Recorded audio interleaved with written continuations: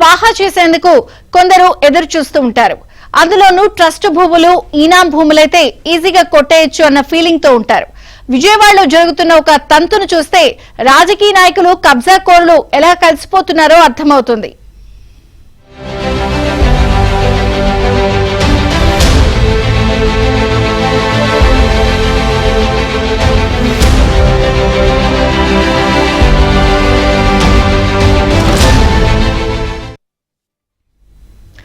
విజయవాడ నడిబొడ్డున దేవాదాయ శాఖ అధీనంలోని సుమారు 250 కోట్ల రూపాయలు పైబడి విలువ చేసే పటమట గోవిందరాజు ధర్మ ఈనాం ట్రస్ట్ భూములు అన్యాక్రాంతమవుతున్నాయి.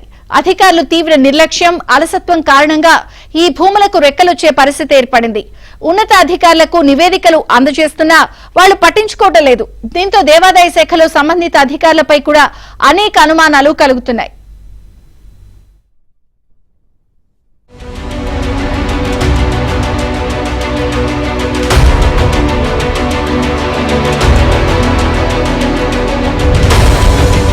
దాతలు ఎంతో సహృదయంతో ఇచ్చిన స్థలాలను కొంతమందికి అన్యాక్రాంతం చేసేందుకు ప్రయత్నాలు జరుగుతున్నాయి. 50 ఏళ్ల క్రితం గోవిందరాజు ధర్మ ఈనం ట్రస్ట్ పేరుతో 5.92 ఎకరాల స్థలాన్ని ట్రస్ట్ కు దానం చేశారు. విజయవాడ నడిబొడ్డు ప్రాంతమైన పటమటలోని గోవిందరాజు వంశీకులు వారి పూర్వీకుల నుంచి సంక్రమించిన సర్వే నెంబర్ 91/2 లోని 5.92 ఎకరాల స్థలాన్ని ట్రస్ట్ దానం చేశారు. దీనికి సంబంధించిన ధర్మశాసనం లేకపోవడంతో 1947వ సంవత్సరంలో డాక్యుమెంట్ నెంబర్ 949 ద్వారా ఆ ట్రస్ట్ భూమికి సంబంధించి డీడ్ రిజిస్టర్ చేయడం జరిగింది. గోవిందరాజుల వంశీకులైన గోవిందరాజు రాఘవరావు, గోవిందరాజు పూర్ణచంద్రరావు, గోవిందరాజు వెంకటేశ్వరరావు, గోవిందరాజు వెంకట దత్తాత్రేయ శర్మ, గోవిందరాజు వెంకటేశ్వరరావులు మొత్తం 5గురు రిజిస్టర్ డీడ్ చేసిన వారిలో ఉన్నారు.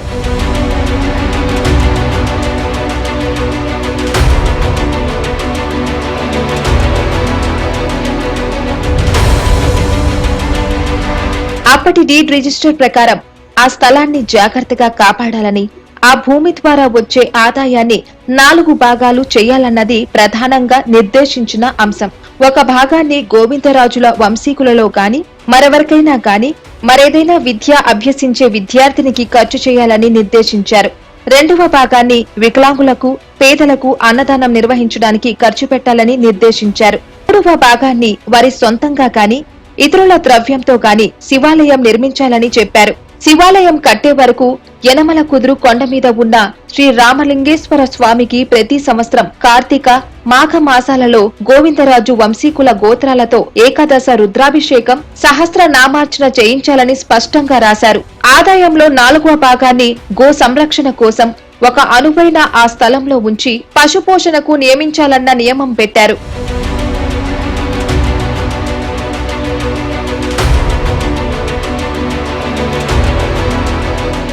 దేవాదాయ చట్టం 1966 సెక్షన్ 38 ప్రకారం రిజిస్టర్ అయింది. ట్రస్టీ ఆధీనంలో ఉండగానే ఆ భూములను లీజుకు ఇచ్చారు. ముందుగా ఆ భూమిలో 1 ఎకరం భూమిని ఒక ప్రైవేట్ వ్యక్తికి సంవత్సరానికి 500 రూపాయలు చెల్లించే ప్రాతిపదికన లీజుకు కట్టబెట్టారు. మరో ఎకరం భూమిని దేవాలయం నిర్మాణం కోసం వదిలారు. మిగిలిన 3.92 ఎకరాలను Andhra oils and fertilizers, Surendra cotton oil mills వారికి ఏడాదికి 3,800 రూపాయల లీజ్ ప్రాతిపదికన ఇవ్వడం జరిగింది. ఇందులో ఒక లీజుదారుడు అనారోగ్యంతో మృతి చెందాడు. ఆ లీజుదారుని వారసుడు ఆ భూమి పేరుతో వేరే డాక్యుమెంట్లు సృష్టించి ఓ జాతీయ బ్యాంకులో 100 కోట్ల రుణం తీసుకున్నట్లు సమాచారం. ఆ తర్వాత క్రమంలో బ్యాంకుకు డిఫాల్టర్ కావడంతో ఆ బ్యాంకు నోటీసులు ఇచ్చినట్లు సమాచారం. ప్రస్తుతం వడ్డీతో కలిపి డిఫాల్టర్ అయిన వ్యక్తి 200 కోట్ల మేర చెల్లించాల్సి ఉందని తెలుస్తోంది. అయినా సరే దేవాదాయ శాఖ వారిని బ్యాంక్ అధికారులు సంప్రదించనే లేదు. భూమిని వేలం వేసే పరిస్థితి వస్తే మాత్రం ఇబ్బందులు తప్పవు.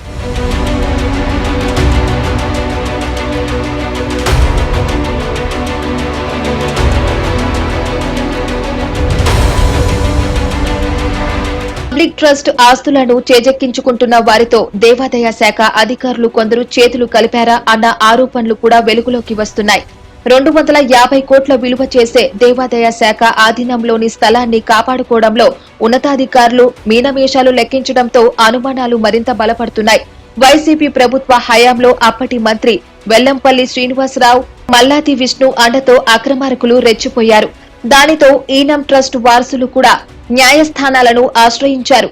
ఇప్పుడు సైతం దేవాదాయ శాఖ అధికారులు ఉదాసీనంగా వ్యవహరిస్తున్నారు.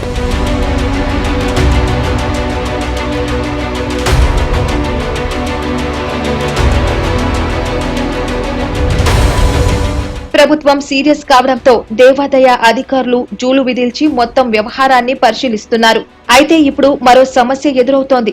గోవిందరాజు ధర్మ ఈనం ట్రస్టీగా ఉంటున్న వారు కూడా 1.92 ఎకరాలను అమ్మడానికి నిర్ణయించుకున్నారు.